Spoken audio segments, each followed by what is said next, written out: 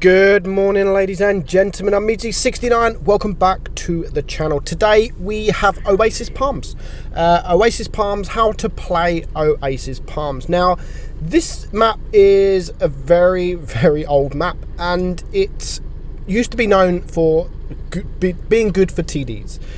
Now, I mean, this is a very good map, and what I love about this map is there is really no right or wrong. I mean, people can disagree, and majority of the time you would have the battle this side of the map. There's a lot of dunes here. It's great for tanks with gun depression, so the majority of your games, especially if there is more medium tanks, will be taking place around this side of the map. Personally, I prefer the other side. So what I love about this map is there isn't really no right or wrong. Now, we're going to watch Kenny here. We've got two games in Oasis Palms. One in the Razer and one in the Jageroo. Both are Hall of Fame games. One, which is this first replay, he did decide to go on the right side. So the team had pretty much followed, but the enemy team haven't.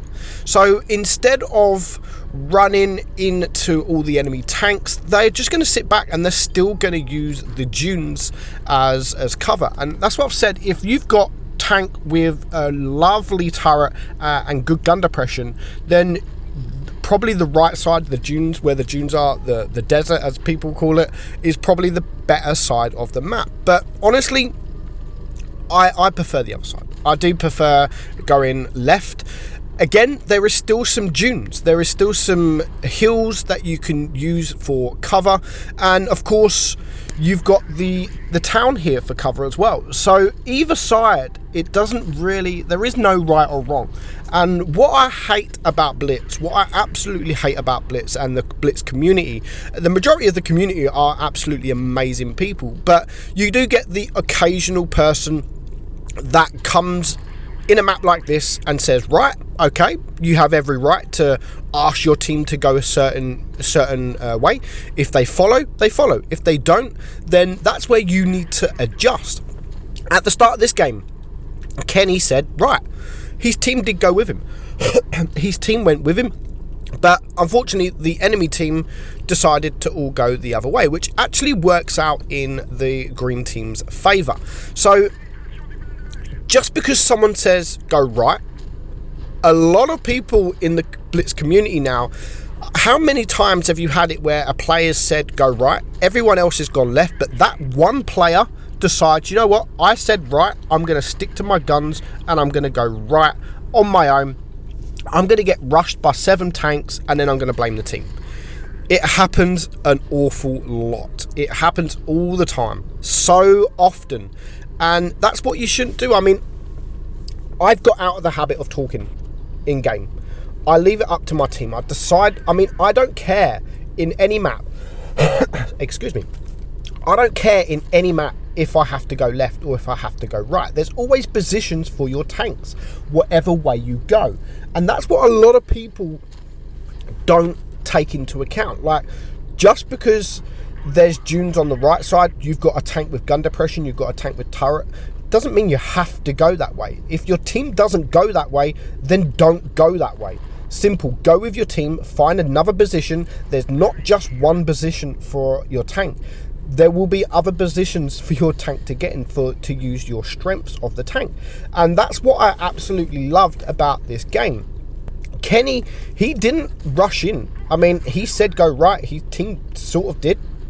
But they really sort of went the middle. They had to go to the middle, and he just sort of farmed some damage. And he's actually going to finish with a Hall of Fame here. It's a 1 versus 4. He's a 1 versus 4. He really needs to take out the KV2, because if the KV2 can get a shot off, then it's pretty much game over. So he does manage to take out that KV2, which is perfect. And now he's going to go and rush the STRV. He is going to get a shot off, and well, he's not going to get shot, but he is going to take out the STRV, and he is now going to take a shot from the VK and a little bit of ram, which is a bit stupid from the VK, and he does get that block damage. So he's now he's only blocked 1 shot. He's only blocked one shot. Now, the KV-1S makes a big mistake here in ramming. He then misses his shot. And because he rammed, he's now a one-shot. So Kenny was able to take him out nice and easy. Very easy damage. Very easy damage. I mean, he did a really, really good job. 4.7k damage, 1 versus 4. Top Gun, high caliber, Kolobanov medal. Well deserved, definitely well deserved. But it just goes to show that just because you... Sorry if I cough, by the way. I've got a little cough today. It's not coronavirus. Don't worry. Well, I don't think it is anyway. So a battle like this just goes to show you don't always have to go the side that everyone goes to do damage. And we're going to see the exact same here in the Jageroo. Now, there is things in this game that I don't like, which is begging for damage. I do hate it when people do beg for damage. And he's going to do that. But, I mean, it means nothing. His team doesn't actually give him the damage. He does earn the damage himself. But it's the fact that he is going to write in chat, guys, please, my damage. And I don't like that. But he does a remarkable job. Now, his team, they have split up. And the majority of his team have gone to the right side. Now, he's in a TD. It's a good map for a TD. He could have easily sat at the back and camped and farmed some damage. But what he's actually going to do... He has some teammates, some allies going left, and he has some allies going right. So he's going to be able to get some shots off either to the left or either to the right because of the position he's positioning. And he's pretty much gone to the middle. So his team have gone right and left. He's going to go middle, and he's going to farm some damage from tanks that are crossing. Now, he's gone for the more dangerous side, which, of course, is the right side. There's 4 heavies there.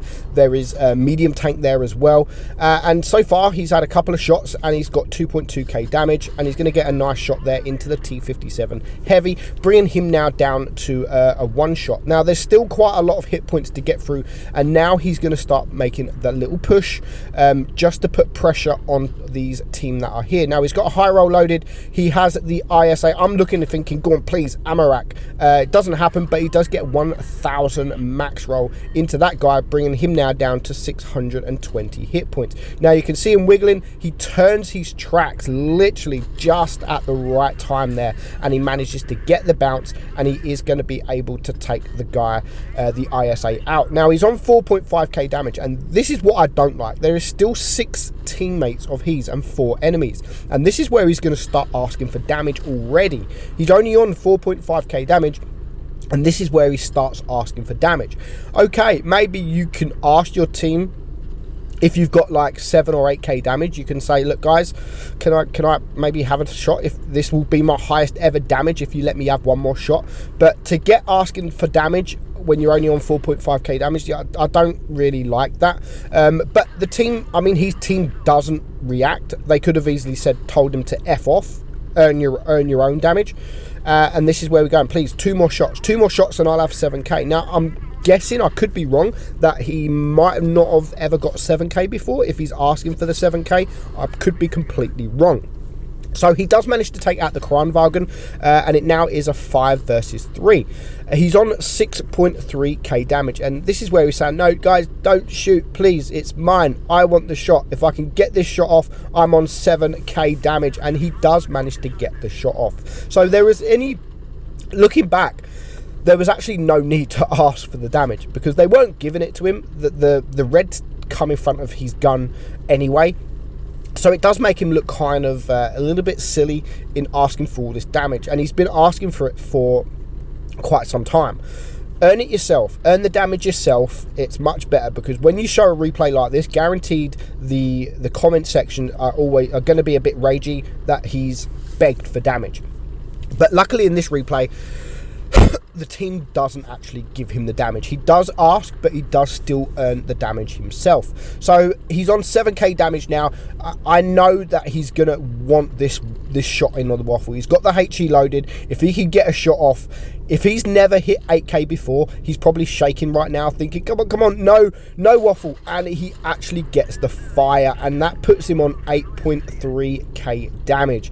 Oh my god, I'm guaranteed this is his highest ever game. He's on 8k, and now he also gets lucky with the Object 140 coming and in at the side. Just as he reloads, he's going to try and go for the turret. He gets it, and he puts him above the 9k damage. But it just goes to show it's not about the game, it's not about the damage he does, it's about the positioning. It's not always just because everyone goes left, it doesn't mean left's always good. It all depends on the tanks that you've got, the lineup that the enemy have got, and it doesn't really matter if your team goes the opposite way to what you normally go. Follow your team, support your team. There's always a position at the different side of the map. Remember that, guys. Hope you enjoyed it. I'm Meadsy, and I'll catch you all soon. Bye-bye.